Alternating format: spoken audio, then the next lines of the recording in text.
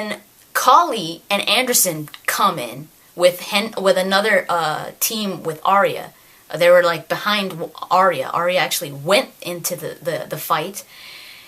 Arya is really, really good in biotics. Did she use her biotics? No, nothing. She had freaking biotics protecting her, and she had a gun. I was like, Arya doesn't need any biotics to protect her. If you've read the Invasion comic, she's got crazy power. She doesn't need anybody's help. But she didn't use any of that. She was just...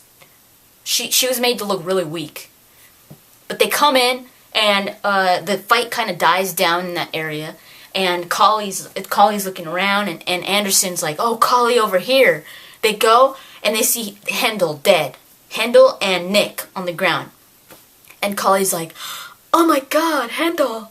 And it says that you can't even really recognize that it was Hendel because his face was just turned into smudge. And I was like, okay, here it comes, you know. It's gotta be... That's what somebody looks for in a death scene, especially from a character that you like. At least some kind of justice done for that character. You know, at least make it an emotional scene. But was it emotional scene? It was horrible. Nick turns out to be alive. He was just unconscious. And Kali wakes him up, and she's like, Nick, what did you do? And Nick's like, I'm sorry, Miss Sanders. He killed my girlfriend. And he's like, she's all, how do you feel? And Nick's like, I feel bad, but I was so angry. She used Hendel's death as like a reprimand. Like, kind of like saying, look what you did, Nick. You just shot Hendel's face off. How does that make you feel? Are you serious? Nobody reacted to Hendel's death. It was just like, look what you did, Nick. How do you feel about yourself? That's horrible. Oh my god. That pissed me off. I was like, that was no justice done to Hendel. And I don't mean like revenge, getting someone back for killing him. No, I mean no justice for the character.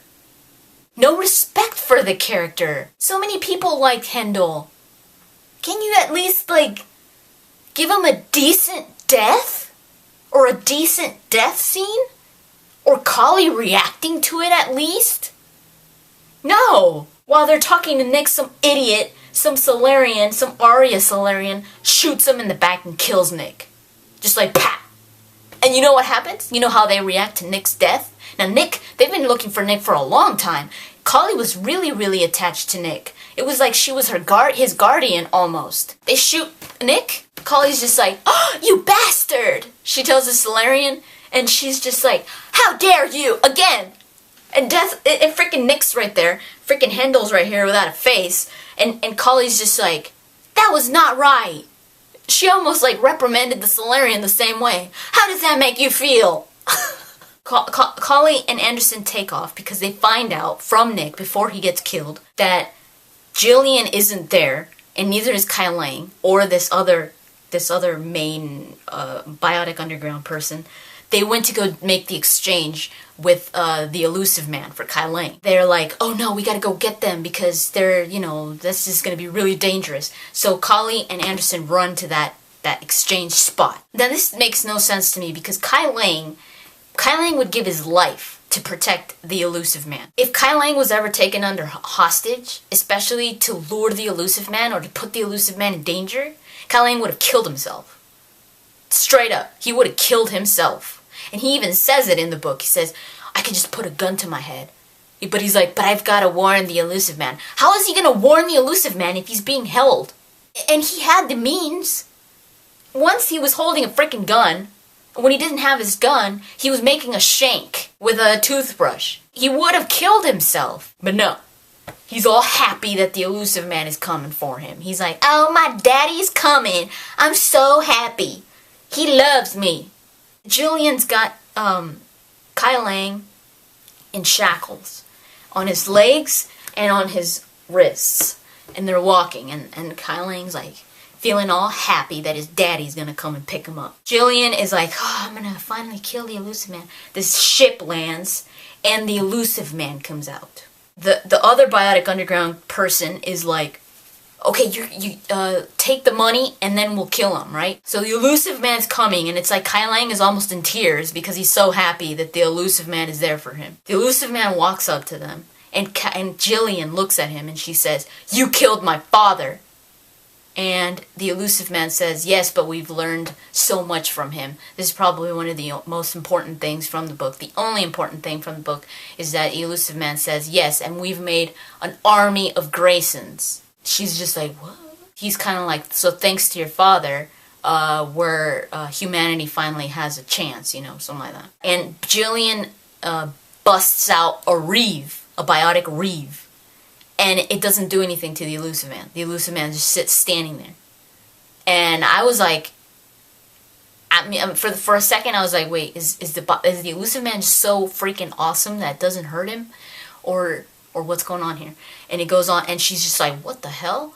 And the elusive man is just sitting there, and the other girl's like, take the money, take the money. And then she starts shooting him with her pistol. As soon as she starts shooting him with her pistol, you could see the shots going through him and to the back, like hitting whatever's behind him. And she's like, it's a hologram. And everybody's like, oh my god. And it says that Kai Lang was actually like almost heartbroken. I mean, it doesn't say that, but it was almost like, aw, he didn't come for me. Shucks. All this happens, and they're like, oh, come on, run. And they get the bags, and it's full of rocks. And Kai Lang finally, it's like, I don't know what he was waiting for. If he could do this all along, why did he wait?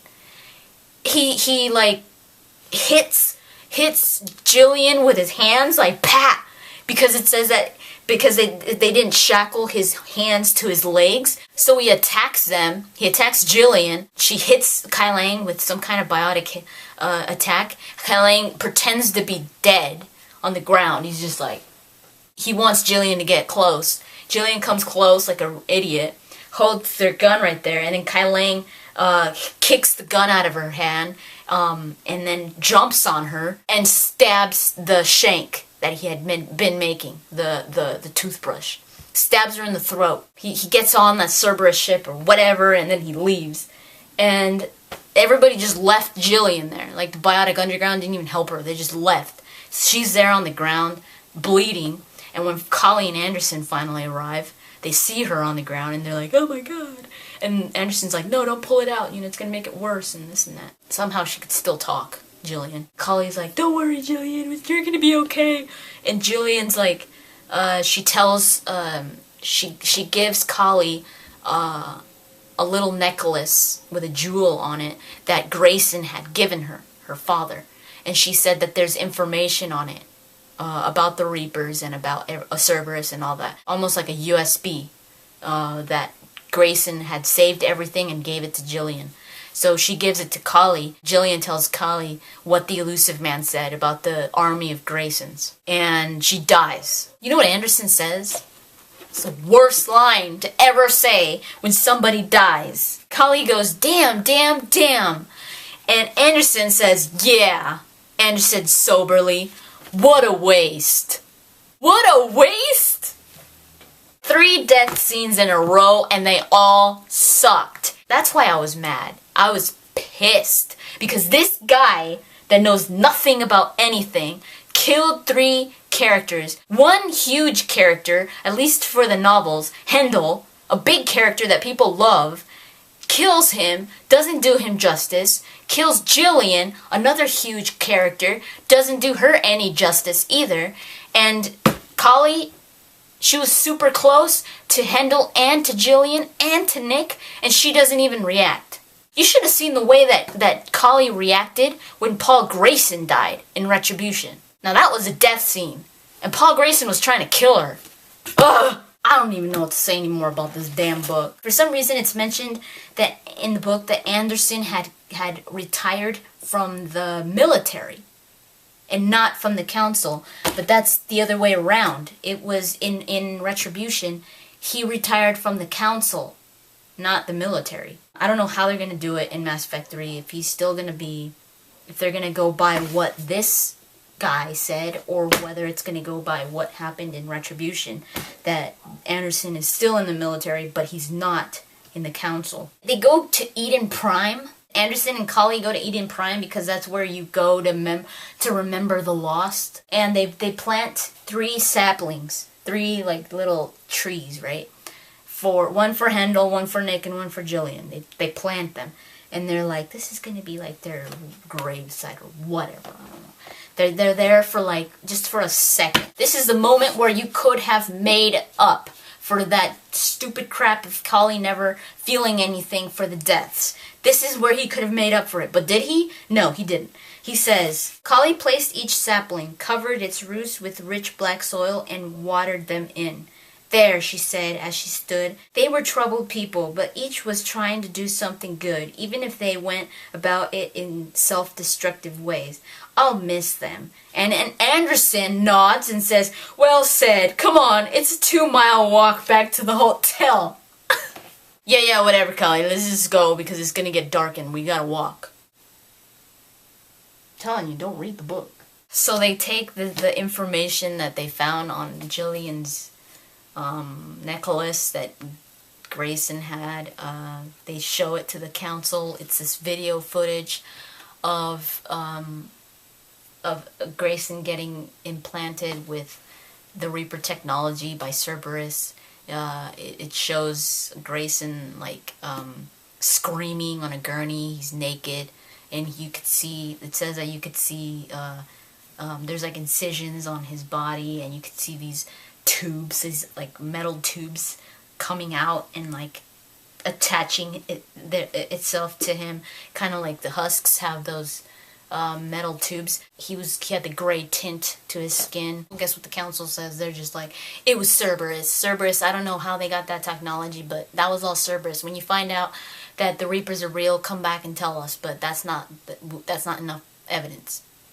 So they go, and that's how it ends. So I guess the most important thing about the book, when it comes to Mass Effect 3, is what the Elusive Man said, that they are making an army of Graysons.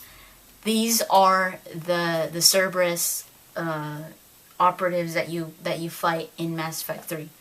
And I always speculated this. I said this way back when I did the review for the other books. I said that I thought that they were most likely making, that Cerberus was going to make an army of Graysons, do what they did to Grayson to Cerberus operatives. And that's why they were so strong. By what the Elusive Man said at the end of Deception, it means that they have Reaperized all of their Cerberus soldiers. That's all we know so far.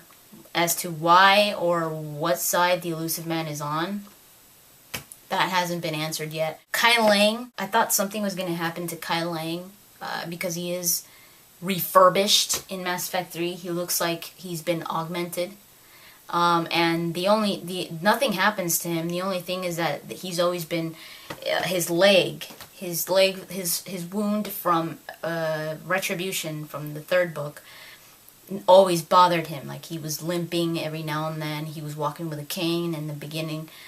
He couldn't run for a long time because it would hurt him. So he was just struggling with that wound. So the Elusive Man at the end, when they get him, he says, don't worry, we're going to fix you up. You'll be better than you were, or something like that. They totally augment him out. Like, not only fix his leg, but they do all these crazy things to him. Because now he looks like an Adam Jensen from Deus Ex, Human Revolution. So I don't know. They probably went all out with Kai Lang, not just fixing his leg. They did more things to make him even more crazy at ninja skills and killing. And then, of course, the deaths. Because they're gone. No more Hendel, no more Jillian. And no more Nick. The biggest are Jillian and Hendel.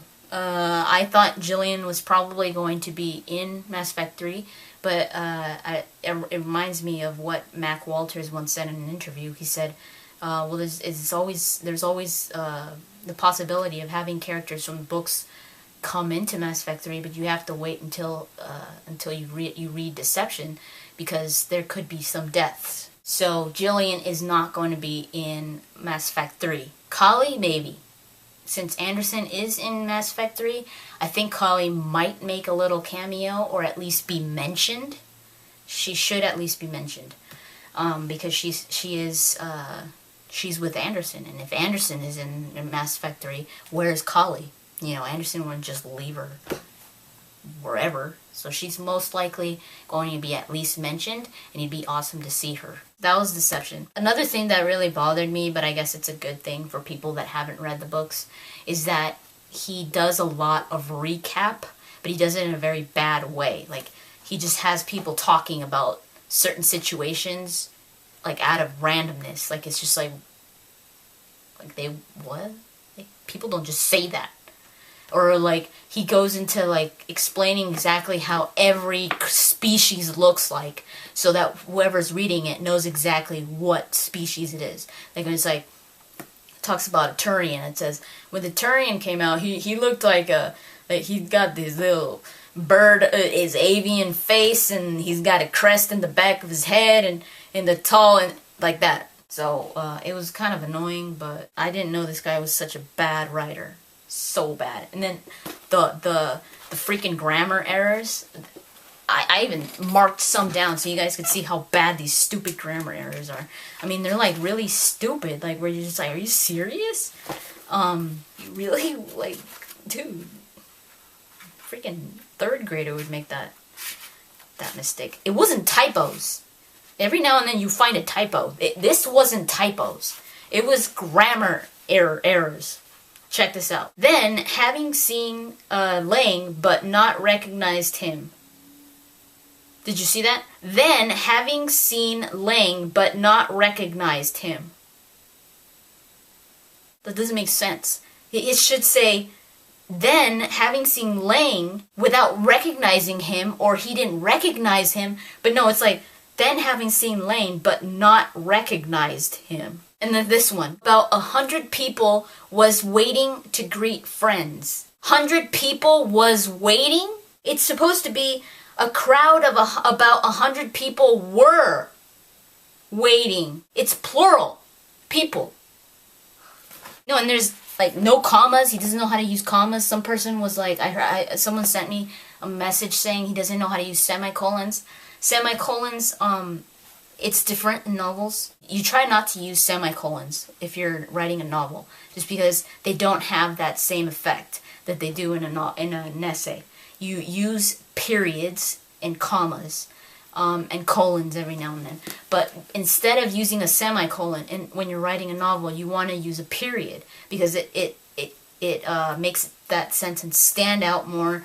In novels, you could have just one word sentences, like say silence, period. It just makes that sentence pop, and it gives it more feeling, more emotion, just because that's what you're trying to do in a novel. You're trying to get some kind of feeling out of the reader by just your words, by just using your words. So that's why semicolons aren't used in novels, especially in fiction.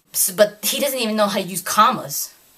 That's a big issue, if you don't know how to use commas. Another thing is he totally forgot that Hendel is gay. Kali, in Ascension, Kali was mentioned that Hendel was gay several times. Not by saying Hendel's gay, and Hendel never said I'm gay, just by the things that he would do and the things that Kali would say. Like Kali would say, a lot of times she would say something like, I think there was this one girl this lady that was flirting with Hendel once, and Kali thought in her mind, like, he's not into you, like he'd be more into this one dude. But he completely bypassed that in this one. And I always knew, I knew from the beginning, I was like, this guy's gonna forget, or he doesn't even know that Hendel is gay. Because he had there's a part in this book where he says that Hendel and Anderson were ogling, just notice the use of word, ogling an Asari. It doesn't mean that gay people can't find Asari attractive. That's not what I'm saying. But what I'm saying is, when you're writing, your use of word, the use of your words is the only tool you have to get an impression from the reader. so that the reader knows what's going on without you always telling them what's going on. So the words that you use are extremely important. So by him saying ogling, that means that Hendel was ogling that Asari. But if Hendel's gay, if I was writing this book, I would have never said that Hendel was ogling an Asari, because you would give the wrong impression.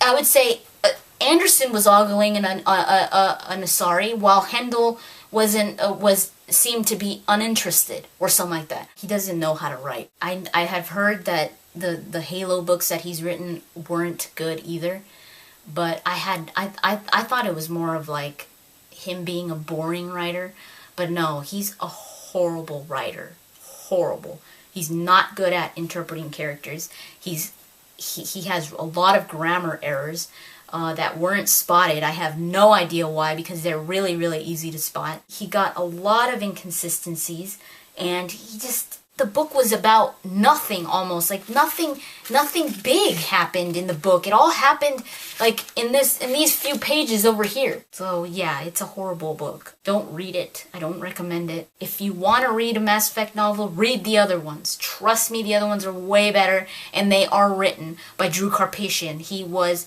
an ex-writer of Mass Effect.